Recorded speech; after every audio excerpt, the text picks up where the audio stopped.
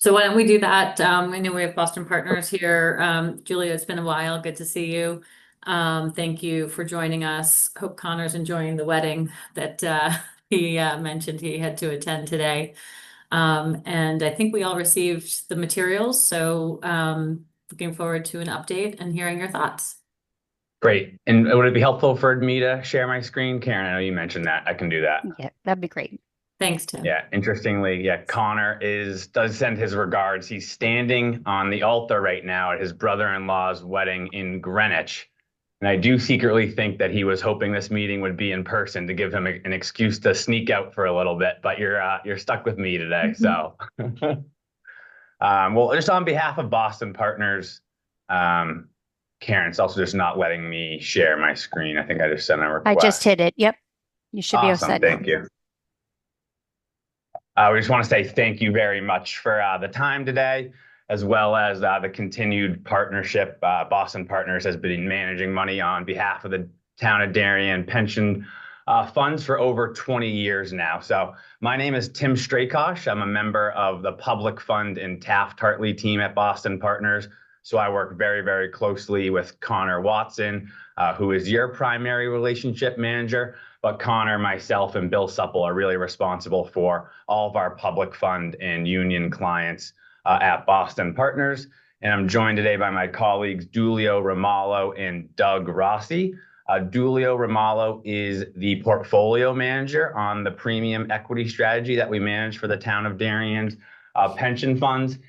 Dulio is a CFA charter holder. He's been with Boston Partners for 30 years now. So he is an original partner of Boston Partners, and he has been the portfolio manager of the premium equity strategy for the entirety of the town of Darien's relationship with Boston Partners over the last 20 years. So since we have Dulio today, we thought we could really focus on the equity side of the investment today, and Dulio is prepared to share an update on the portfolio. I know is excited to be here, and Doug Rossi, who I know you all know, is the dedicated client service associate and really important to the day-to-day account maintenance on the client service side for the town of Darien's pension funds. So I'll give a brief update on the firm, and then we'll get it to Dulio to talk portfolio and performance. So today, Boston Partners manages about $116 billion for our clients. And you'll see the premium equity, which we manage for you all, is about 12 billion of that 116. I think it's important to note that Boston Partners as a firm is doing exceptionally well right now. Year to date, we have seen about $2.3 billion in net positive inflows across all of our strategies. So something that we are all very proud of at Boston Partners. One of the main reasons why we are seeing the success year to date and over the past few years is because of this page, and it's our investment performance. So this is what we really call our proof statement that the Boston and Partners investment approach works, and it really works across all of our strategies. So you'll see all the Boston Partners strategies on the left-hand side there, and what the green bars represent are the net of fee excess return for each strategy over its benchmark on an annualized basis going back to the strategy's inception. So premium equity, which we're discussing today, third from the top. You'll see dating back to 1995, Dulio and his team have been able to add about 260 basis points of alpha over the benchmark.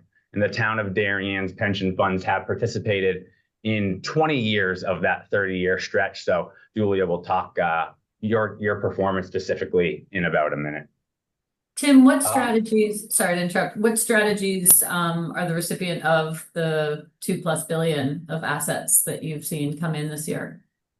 So I'd say, speaking broadly, the drivers of those inflows have been our domestic US large cap value and our international equity strategy. The premium equity strategy year to date, I'd say, is about flat on flows. Mm-hmm.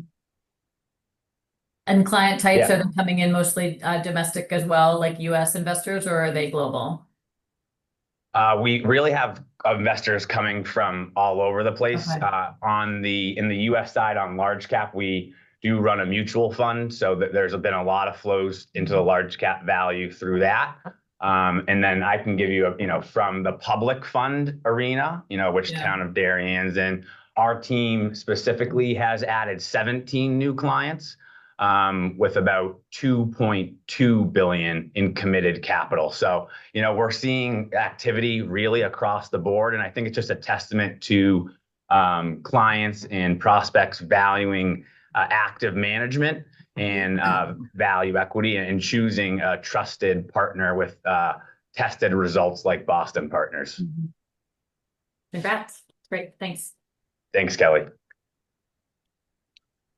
So moving on, just a quick refresher on our equity investment team, about 60 plus investment professionals. In the blue box there, you'll see our portfolio management and portfolio research team. So Dulio is 4 from the top there on the left-hand side. And I'll just say this is a very experienced team, about 28 years of average experience picking stocks and mostly in the Boston Partners investment culture. And then in purple there, our fundamental and quantitative research team. A couple updates here. We are excited to add 3 new members of the team who started 3 weeks ago. So that would be Peter, Owen, and Max. All 3 of these gentlemen were interns with Boston Partners this year, last summer. And just for example, Peter Jones, who will be covering U.S. stocks, banks, financial services, and life insurance, will be partnered with one of our most senior analysts, Kevin Duggan. And that's kind of the way we do things at Boston Partners. We try to draw young talent in. We pair them with a very sophisticated, talented investor and hope to see them grow throughout the ranks at Boston Partners because we love to promote from within. It really instills a nice culture here at Boston Partners. So very happy to have those 3 new analysts join 2 weeks ago. I'll breeze over this team. This team, you'll see some familiar faces, just responsible for the client service of our public fund and union clients. And I'd kind of already mentioned this, but the Town of Darien, one of our clients that has been with Boston Partners for over 20 years. So you're in a group of about 45% of our clients. And as I mentioned, Kelly, we've seen quite a bit of growth over the past 1 to 5 years as well. So I think I'll stop there unless anyone has questions at the firm level, and we'll get it over to Dulio to jump into the portfolio and performance, and happy to answer any questions. Yeah, thanks, Tim. Hello, everyone. I'm sure there's some here on the call that I haven't met. I'll just spend a minute here and introduce myself. So as Tim mentioned, I have been at the firm for 30 years. I started as an analyst at the firm and worked my way up. I was an assistant portfolio manager for the small cap products for a period of years. And then in 2005, when the predecessor to the premium equity portfolio management strategy was retiring, Harry Rosenbluth, he had selected me to come and replace him as the lead PM. And since 2005, I've been managing premium equity. So really have spent my entire career on the investment side here at one firm. And I would say that that's very typical, that we do have a very long tenured employment base. We do have people that do come and go, but there are many professionals here at the firm that have been here for 20, 30 years. So nice to see the stability in the organization and just a good group of people that respect each other and work well together. So with that, Tim's on the right page here, performance. We do run a blended portfolio, as you know, for you. I'll focus on the equity portion of the returns. You can see the blended returns there in the upper part of the table. The equity returns are in the middle section there. So if you do look at equity net of fees for the fund, it's nice to report that we are outperforming in every period here. If you look at the second quarter, year to date, one all the way since inception, net of fees, we are ahead of the Russell 3000 value benchmark. S&P's been a much more difficult benchmark to beat really over the last 10, 15 years. And while we're close on a since inception basis, you can see there since inception, 1036 for the fund, slightly behind the S&P's 1059 return, so 23 basis points behind, but significantly ahead of the Russell Value benchmark 805. Yeah, 231 basis points ahead of the value benchmark. So nice to report. We did not have time to put in attribution for the 6-month period, but what I propose is we did send it off earlier today. I think, yeah, Connor has, Tim has the page here that he can share, just bring you a little bit closer to the end of, or the period that we're in today. So this is 6-month attribution. Hopefully you can read it. We look at attribution as, hopefully you're familiar with looking at attribution by sector. So the GIC sectors here are the rows: communication services through utilities. The first 3 columns after the sectors represent portfolio weight, return, and contribution to return, followed by the index weight, return, and contribution to return, and then attribution split between sector allocation, stock allocation, and total effect. So this is equity only gross performance. So this is not net.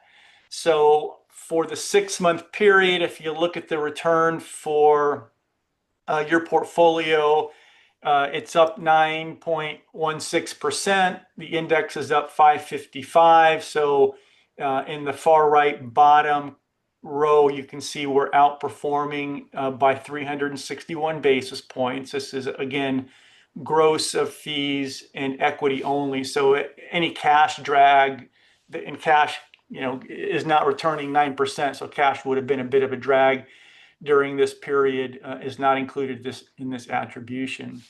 I always like to start by looking at the return for the index. So that center column there, total return for the Russell 3000 value. And if you scan down that for the 6-month period, you can see that there was one negative return sector in healthcare, which was down 3%. That was the only negative returning sector within the index. The best performing sector was the top one on the page there, communication services, which was up 10.8%. And if you look at the total effect, the far right column, what worked and what didn't work in the quarter, the largest contributor to performance for alpha generation is information technology. You can see that we have an overweight in this sector, and just maybe as a way to bring in a little bit of process and philosophy, we're 100% a bottom-up stock picking organization. So it's not that I think about investment in a particular sector and want to weight that particular sector over or under the index. The weighting that you see there in the sectors is 100% a byproduct of stock selection. So if many stocks fit our philosophy, which we think gives us an edge in outperforming, this idea of a portfolio with strong fundamentals, good valuation, and good momentum has a good chance of outperforming the market. That's what really drives the weights within the portfolio, as opposed to any top-down decision as to where to invest. So today we are overweight in IT. 17% of the portfolio is invested in information technology. We're overweight the index, which is 9%. That was a relatively good performing sector for both the portfolio and the index. So, and the reason I say that is that 9% return, the 891 that you see there, the return for IT within the Russell 3000 value index, is a better result than the overall performance of the index at 555. So we're overweight a sector that outperformed essentially. So that's why we are attributed positive allocation effect plus 62. You see that in the third column from the right in allocation total effect. Stock selection was also better than the index. Our 20% return in the portfolio was better than the 9% return for the index. So almost 200 basis points of positive attribution from selection effect. And within IT for us would have been a combination of three subsectors. Software, where really Oracle and Checkpoint, two held positions, did quite well. Both those positions are top 10 positions within the fund. Oracle in the 6-month period was up 32%. Checkpoint was up 18%. Electronic equipment subsector within IT also quite strong, really from three positions. Jabil, Flex, which are contract manufacturing companies focused on IT, and then Aero Electronics, which is a semiconductor distributor. So those stocks up between 13 and 50% in the quarter. Jabil was the stock that was up 50% year to date. And then rounded out in IT by semi and semi equipment. We own all three of the major semi equipment companies, KLA, Lam, and Applied. They're not large weights individually within the portfolio, but they're all about 50 to 60 basis points each. So combined about 1.5% weight within the portfolio. Those stocks were up very nicely in the 6-month period. And then Microchip Technology, a semiconductor company, was also up about 20% in the 6-month period. So those were the primary contributors to performance in IT. Healthcare was, as I mentioned, a detractor overall for the index. So it was down. That was the worst performing sector, down 3%. Stock selection for us a bit better, up almost 2%. We are still overweight healthcare. It's been a very painful sector. We can certainly talk about that during portfolio positioning over the last couple of years. Healthcare has been and continues to be today, as you can see there by the negative return for the index, a difficult sector to be invested in. But within healthcare for us, life sciences, and there was more a factor of stocks in the index that performed poorly that we didn't own that helped us. So Thermo Fisher and Danaher within the index, which we don't own, were both down double digits in the 6-month period. And then on the healthcare provider side, McKesson and Cigna were up over this period 28 and 20%. So those help healthcare performance. But in general, healthcare, especially on the managed care side and on the pharmaceutical side and biotech side, have been more challenging areas to invest over the last 2.5 years, really post-COVID. And we can certainly talk about that if you'd like a little bit later. Consumer staples is the other area that added performance. You can see they're up 20% for the portfolio, besting the indices 7% return. And there it was really one stock, Philip Morris, which we own. That's also a top 10 weight within the portfolio. Philip Morris is up 53% over the 6-month period, really on strong performance of their reduced risk products. So these would be the heat not burn tobacco products, as well as their nicotine supplements. I don't know if there's any nicotine users in this group, but Zyn would be the product that they market as a nicotine substitute, which is an oral product. Those products continue to grow quite nicely. So the Philip Morris, you may recall, split into two businesses. So in the US, you have Altria, which is the rightful distributor of Marlboro cigarettes on the traditional side in the US. Philip Morris does all the distribution of Marlboro and their other products internationally. So Philip Morris is 100% an international product on the cigarette side. On the reduced risk side, they sell both in the US and outside. And the reduced risk side of the product of their portfolio today is almost half of the revenue base. So cigarettes have been in decline for many years, especially domestically. And now we're finally starting to see some growth in these reduced risk products. And we view that as a nice sort of long runway for them to continue to grow and transition smokers into reduced risk product, either heat not burn or nicotine substitute products that carry high margins, don't have the tax burdens that are the legacy cigarette product to do with the settlements over the course of the last 20 or 30 years. And so overall, a good revenue and profit driver for Philip Morris. So it's a stock that we continue to own and continue to like quite a bit. And then on the negative side for the 6-month period, really one sector to call out here in industrials. You can see there, industrials, we're about the same weight as the index, just under 15%. Stock selection was a bit worse for us, up 5% in the portfolio relative to 9.6% for the index, so negative 71 basis points in the far right column of total effect.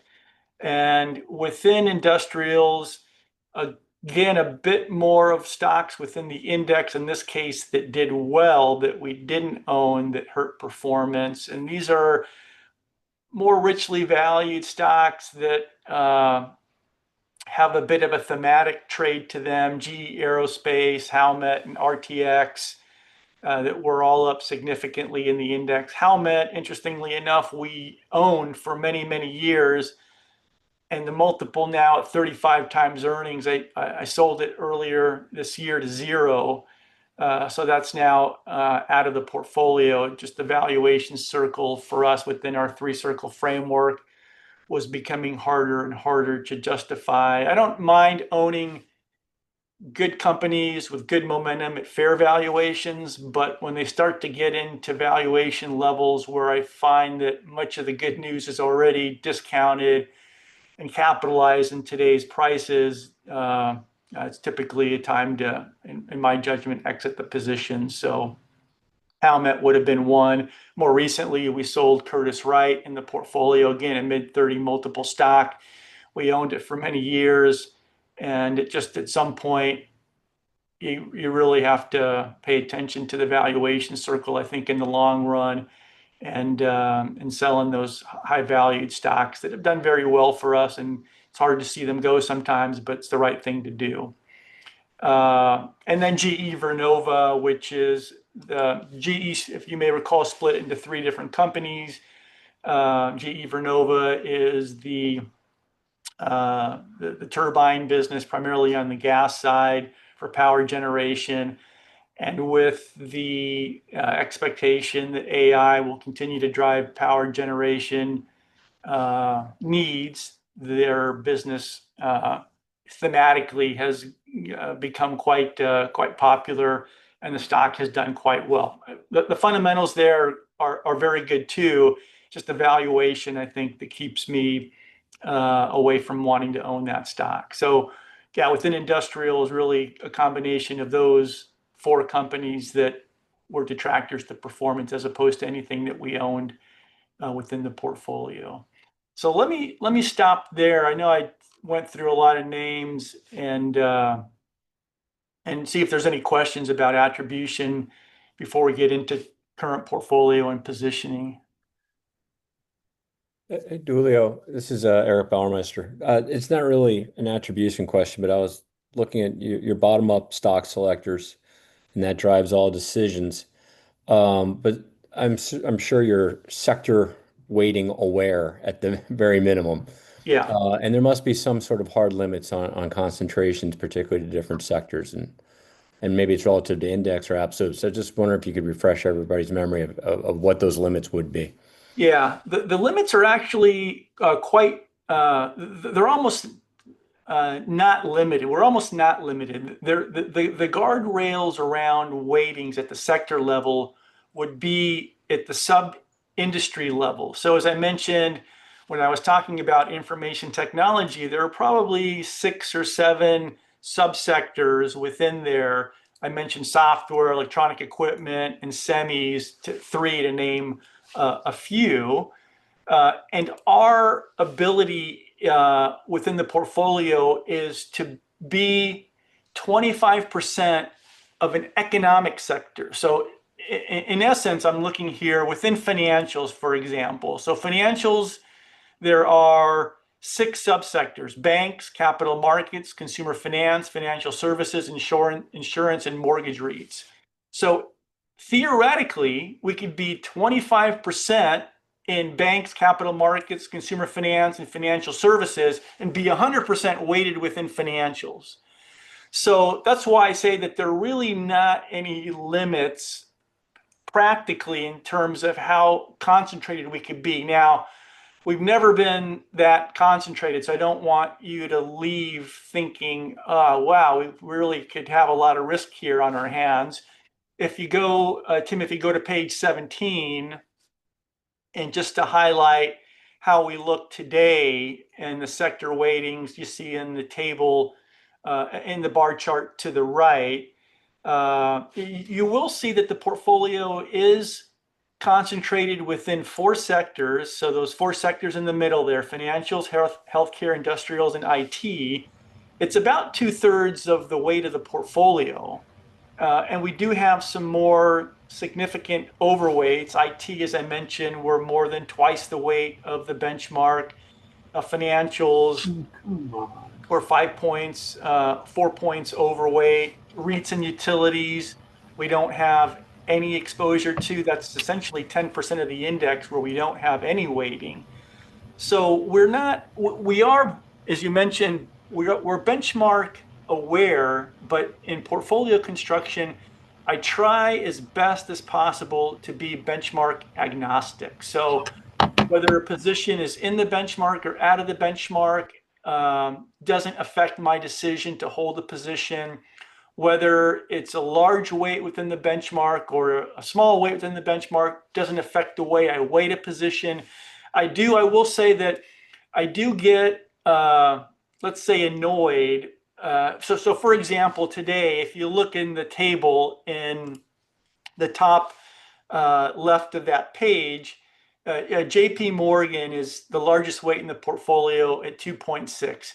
It's essentially the same weight within the Russell 3000 value. So it's a position that I like a lot. We've held in the portfolio for many years. I'm never going to be able to add any value by, at this weight, owning JP Morgan. It's going to produce the same result in the index as it is in the portfolio. So I'm a little bit annoyed that, and I don't feel, to me, and you can see my weightings here are not, I'm not a PM that has a 5 or 10% weight in any single position. So, a 2.5%, 3% weight for me is towards the upper end of where I start to feel a little uncomfortable making them larger on an absolute basis, but obviously on a relative basis, it's a bit of annoying. When energy was having its heyday 15, 20 years ago, ExxonMobil was a 4% weight within the Russell 3000 value. I didn't own any ExxonMobil. So I don't think about the weight within the index and whether I want to express an opinion about my my liking of a stock and being a little bit underweight or a little bit overweight. It's really the weightings in the portfolio are set primarily on the conviction level as to the 3 circles. So how much comfort do we have that we have a stock that has the characteristics that give us an edge in outperforming, this idea of value, fundamentals, and momentum. But we try to run a well-diversified portfolio. You can see there at the bottom portfolio statistics table, 105 names in the portfolio. And by most standards, everyone would say that's too diversified, or why do you own so many names? I just want your best 40 names. And my answer to that is we have an edge. We think our philosophy, this 3-circle philosophy with a sound and repeatable investment process, gives us an edge in outperforming the market. And as Tim pointed out earlier, it's not just premium equity. All the funds at Boston Partners have beat their respective benchmarks since inception. So there is, I think, a very strong proof statement that what we've been able to do at Boston Partners over the last 30 years has been able to, net of fees, produce very significant outperformance relative to the benchmarks. but and I'm not doing anything different. So it's not like I used to run a 40 stock portfolio and now I run a 100 stock portfolio. It's been very consistent at this level over time. So there's nothing that we're doing different today that we haven't done. But that's a long-winded way, Eric, of answering your question. But the guidelines for weights tend to be very broad, although as you pointed out, I think correctly, we are aware of them, and there would have to be a demonstrably strong evidence if we're going to concentrate significantly in any particular area that we feel very good about the value, fundamentals, and momentum, and are willing to take the risk that comes with that if we're going to position the portfolio that way.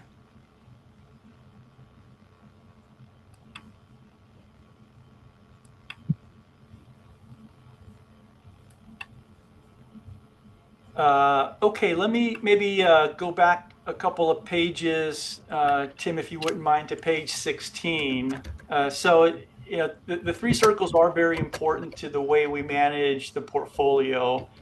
And so we always like to present portfolio characteristics within our three circle framework, which is what you see here. So you can see here valuation, the portfolio at 15.5 times this year's estimates, a discount to the Russell 3000 value, more significant discount to the growthier, higher multiple S&P 500. And that's been very consistent over time, where we typically, we've always had a discount to the indices on a valuation basis as measured by PE. Fundamentals, there's two primary things that I think about when I think about the fundamental characteristics of a business. The first, probably most important, would be returns on invested capital. The metric that we like to use is OROA, operating return on operating assets. We're looking at a 5-year median for the portfolio and the indices. So you can see there the portfolio is significantly better quality constituents than the indices. And then momentum, a short-term measure. Momentum is best understood as what's happening in the business today. Is the business getting better today? Is it deteriorating today? What's causing the business to get better or deteriorate? As a proxy for that, we look at companies that don't have negative earnings revision. So Wall Street's constantly looking at estimates that they've set, and they're adjusting them based on what is happening within businesses, either analysis they're doing outside of companies or company guidance. And so if you look today, the percent of companies that don't have negative earnings revisions within the portfolio, it's 79%. So again, this idea of a portfolio that has good valuation, good fundamental, and good momentum characteristics tilts the odds of outperformance in our favor is what we are coming into the office every morning and trying to affect in portfolio construction. If you go to the next page, 17, that we were on earlier, just to highlight the sectors. Today that leads us to 4 sectors: financials, healthcare, and industrials. As I mentioned, healthcare has been a very difficult sector. It's been under political scrutiny for some time. Both Democrats and Republicans have proposed making changes to healthcare. This is not new. This has been going on now for 30 years. The most significant changes that happened to healthcare would have been the Health Care Act, or Obamacare, in the early 2010 period. Subsequent to that, there have been some other modest changes, but certainly kind of an area that both parties like to bash on, let's just say. So we still have a fair amount of the portfolio invested in healthcare. It has come down. Part of it's been underperformance. Part of it's been us selling positions. We had a much larger weight in the last 2 to 3 years in pharmaceuticals.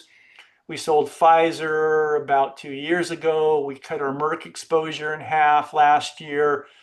We sold Bristol Myers, which was a top 10 position coming into the year, to zero this year. So our pharma exposure's gone down probably 4 to 5 points in the last 2 to 3 years. We still have a fair amount of managed care exposure. That's also been a sector that's been under pressure, both from a sentiment political standpoint as well as fundamentally. I view them as short tail insurance businesses that sit in the middle between, payer needs on the cost side, and then premium collections on the payer side. And there's private payers, there's government payers, and this balance of the cost that the insurance companies are having to pay based on utilization and severity has not been matched with the premiums that they've been able to collect. So essentially costs have been rising higher post-COVID than premiums. It's caused margin pressure. They do have the ability, I think, to mitigate this, but they can't do it instantaneously. Your premium is for 1 year, so you know what your insurance premiums are going to cost you 1 year. So they don't have the ability to charge you any more in that given year. But next year, when your premium comes up, they'll increase prices if their costs have increased. And so there's they've come under, I'd say, a lot of pressure because healthcare costs are so high. But I think that really it's not them that's causing the problem on healthcare costs. They're really just a reflection of the costs that they're seeing as benefits that they're paying to doctors, hospitals, pharmaceutical companies, and the healthcare complex as we know it. And if they're being charged more for services that are being provided by that healthcare complex, they need to reflect that in premiums in order to earn some margin. The margins for most of the healthcare insurance companies is about 5 or 6%. So it's not like they're earning a disproportionate margin on the services that they're providing as being the middleman. But yeah, so we can continue to own them. If you have any more questions, we could really spend 2 hours talking about healthcare alone. So I don't want to dwell on it too much, but Yeah, maybe just to be respectful of time, Yeah. Kelly and Karen. I don't know. This isn't a meeting I do all the time, so please let us know if people do have questions or if we want to get final thoughts from Dulio. If a little guidance might be helpful too, or feel free to keep picking Dulio's brain. Yeah, no, I think if folks have questions, we'll generally jump in, like Eric did. I do think that given everything, happening in the world today and the markets, just very curious to get some of your forward-looking thoughts as well. I think the portfolio has been quite consistent in terms of attribution driving, driven from stock selection, and we appreciate the value that you've brought to the portfolio over a long relationship, and so we would value sort of your forward-looking thoughts as well before we conclude today. Yeah.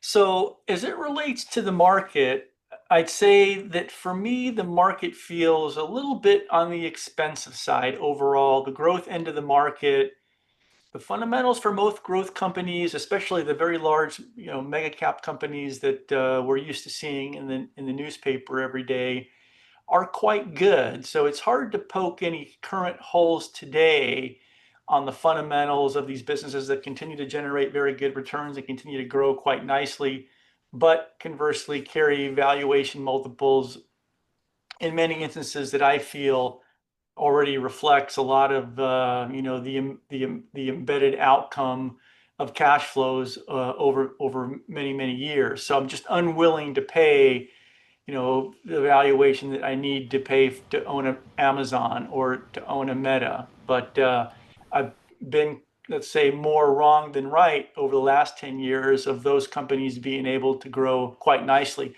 But overall, to me, I don't know if we have anything in the slide deck. I'm just seeing here in the back. Yeah, if you look, I don't know if we have anything overall market-wise. If if you go to page 29, maybe that's the best place to start. Broadly, I'd say the growth part of the market looks expensive. The value end of the market looks much more reasonable, both on an absolute and on a relative basis. So large, mid, and small cap growth generally have higher multiples today than they have had historically, except for small cap growth, which today at 25 times earnings is a little bit below the multiple that it has carried. This is since 1982. But large cap growth much more expensive than it has been historically. Mid cap growth more expensive. Large cap value, mid cap value, and small cap value much more reasonable than they have been historically. Large cap value about 1.5 points greater today than it has been historically, but 12 times less than half the multiple of large cap growth. I still think from a relative basis makes very good sense. So the value end of the market to me looks, more fairly valued, maybe slightly undervalued. The large cap end of the market looks a little bit more expensive, maybe not tremendously overvalued, but certainly I think on the wrong side of fair value in overvalued territory. And then you have all the, let's say, macro issues that are affecting the markets and sentiment. Starting with sort of tariffs being front and center and the impact that that's going to have on growth and inflation.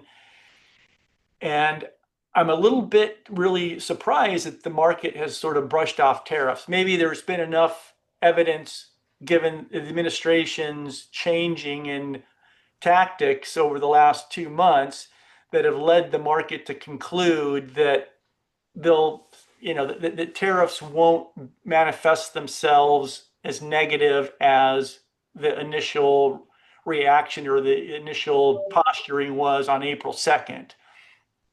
That's my interpretation of what the market's read into it.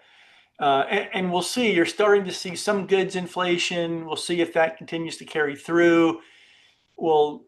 Companies will start reporting second quarter earnings today. Tariffs have been on a bit of a pause here. They had a 10% tariff that was locked into place as they work through some of the negotiations country by country. So I don't know if we're really going to see any evidence from a corporate standpoint that margins are being impacted by higher costs. Maybe a little bit. We'll see what companies say when they start reporting earnings here over the course of the next 2 to 3 weeks. But certainly something to watch, both from a profitability standpoint. Estimates. If you look at S&P estimates or estimates for the market post Liberation Day with tariffs announced, estimates were heading down. They've started now to trend back up. So analysts have started to maybe not be so concerned about the impact of tariffs. And I do think that there are quite a bit of holes within the tariff structure that possibly make the impact of tariffs much less than the headline number would indicate. We have this U.S., Mexico, and Canada agreement that makes most goods from those two countries tariff free. So I think that there are enough, let's say, workarounds that will make the headline tariff not be as bad as what's actually realized. So maybe the market has reacted to that fact as well. Everything else economically looks fine. The consumer seems fine. The economy seems fine. I'd say inflation is a bit of an issue in my mind. Rates to me don't look out of line. So I know that we have a president that keeps browbeating the Fed chair and claiming that rates are too high. I think personally that rates are not too high, that they're right where they should be, that the anomaly in rates were the last 15 years with the zero rate interest rate policy where rates were significantly negative on a real basis. Today, with real rates being slightly positive, we're just in line with longer term history, stripping out that zero rate interest rate policy in terms of where real rates are today. So I have a hard time coming to a conclusion that rates are incorrect. And the long bond, I think, is really going to be the arbiter of whether the policy set by the Fed and whether they remain independent or not is ultimately going to be the check, I think, on what the Fed does or can do, and what ultimately, the president ends up, having to say about rates. Because if the long, as everyone knows, the Fed controls short rates. They really don't have too much control over long rates. And if we do have the bond vigilantes that come back and start to take 10-year treasuries and 30-year treasuries significantly higher than they are today, then I think that that's a good signal that whatever the policy is on the short end is not the right policy, at least in the market's view, which is probably more right than wrong.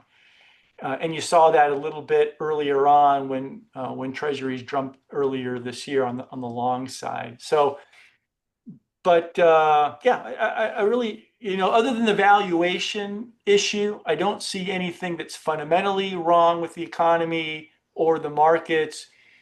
And I don't see anything wrong on the momentum side. If I were to broaden that three-circle framework to the market, that would cause me any concern currently.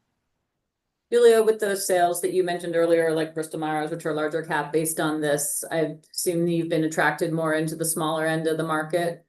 A little bit. If you look at the positioning today in the portfolio, I think we have it. Yeah, is that line chart there?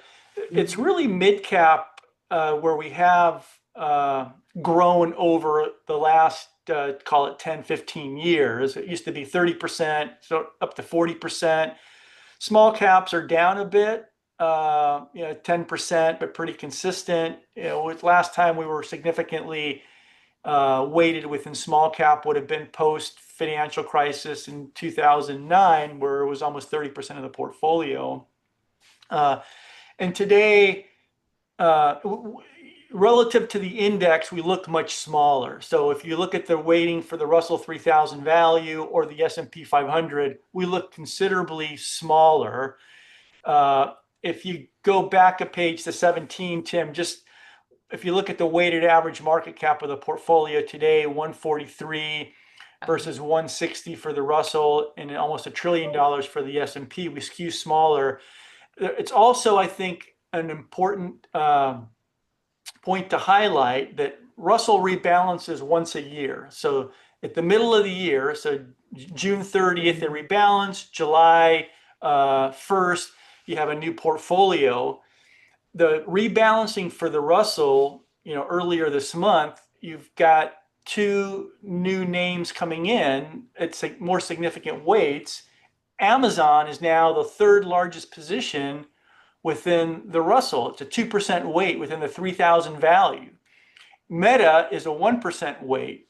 Google, which we own, is now about a 2.5 weight if you look at both classes of Google stock within the index. So the post rebalancing market cap, weighted average market cap of the Russell is now about 240 billion. So we look after the rebalance much smaller than both the indices. And we really don't have any issue within mid cap finding three circle opportunities. Tends to be a pretty good area for us to fish in terms of the characteristics that we think give us an edge in outperformance. So that tends to be where we find a lot of opportunity. Thank you. Does anyone else have any other questions?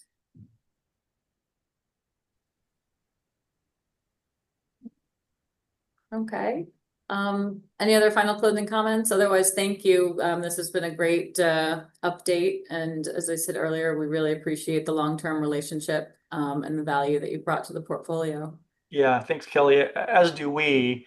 It's nice. I used to haven't been out to Darien in many years, but I'd say for the first 10 years, I would be out there, on a yearly basis, and sit in the conference room there, as you remember, and do the meetings in purpose. And it is a beautiful part of the country.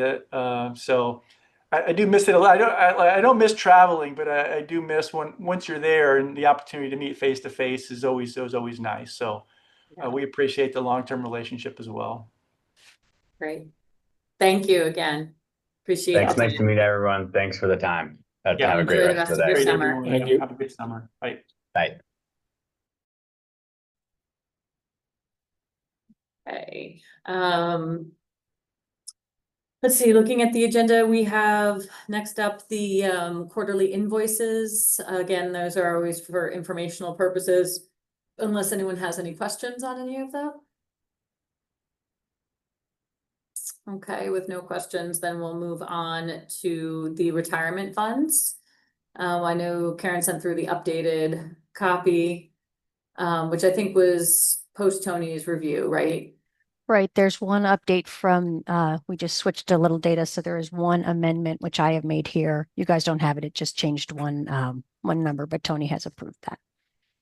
Okay. Any questions or Tony, any comments? Per usual, if I'm looking at this correctly, it's just the town. There's nothing for the police this quarter. No, there is one for the police. There's a Oh, separate okay. We have page. one retirement application for the police. Okay, Yes, and again, I was able to match all of USI's calculations. So I didn't find any issues. okay.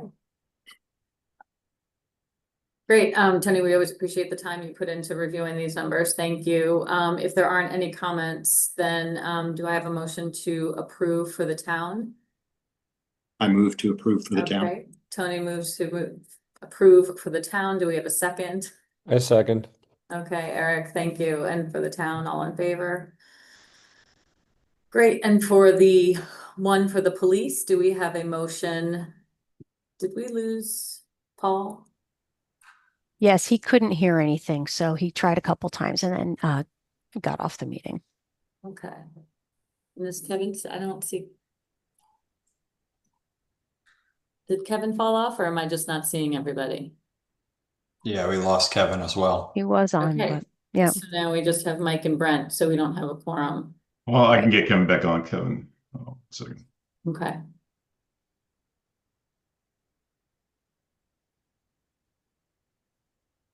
Yeah, and Kevin was not here the last quarter, so for the minutes, we won't have a quorum for that approval for the police, by the way.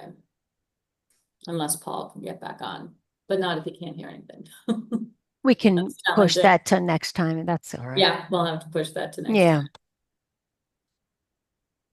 We can vote on it for the town, actually, while we're seeing, if, Kevin can come back on for the minutes. Did anybody have any comments on the minutes that were supplied in the package? No? Okay, do we have a motion to approve the minutes on behalf of the town? So moved. Eric moves, do we have a second? I'll I second see that. Tony says second with the, okay, or Fred, and all in favor for the town. Great. So I guess that leaves us, unless there's any other business, or if, Brent, if you think that Kevin. He will just be- responded. He's logging back on right now. Okay, great. So when he logs back on, we'll do a vote for the police retirement, and then unless there's any other business, we will motion to close.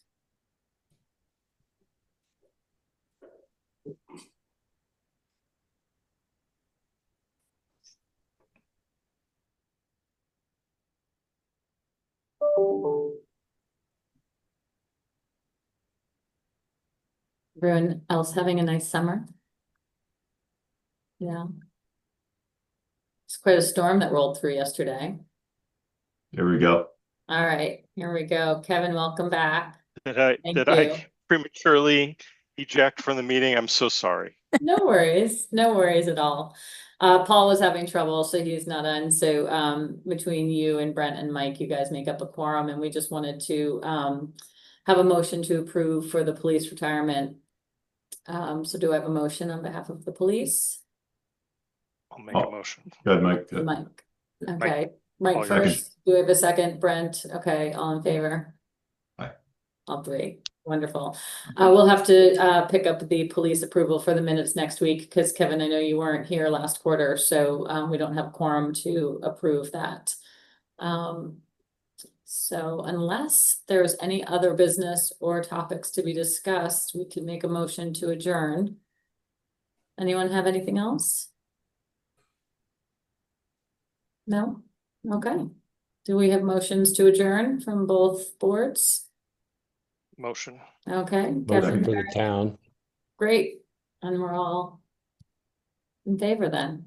Thank you, everyone. Good to see you, and I hope everyone enjoys the rest of the summer. Have a nice summer. Thanks, Kelly. Take care, Thanks guys. so much. Kelly. Thanks, all. Bye. Thanks, everyone. Thank you. Bye.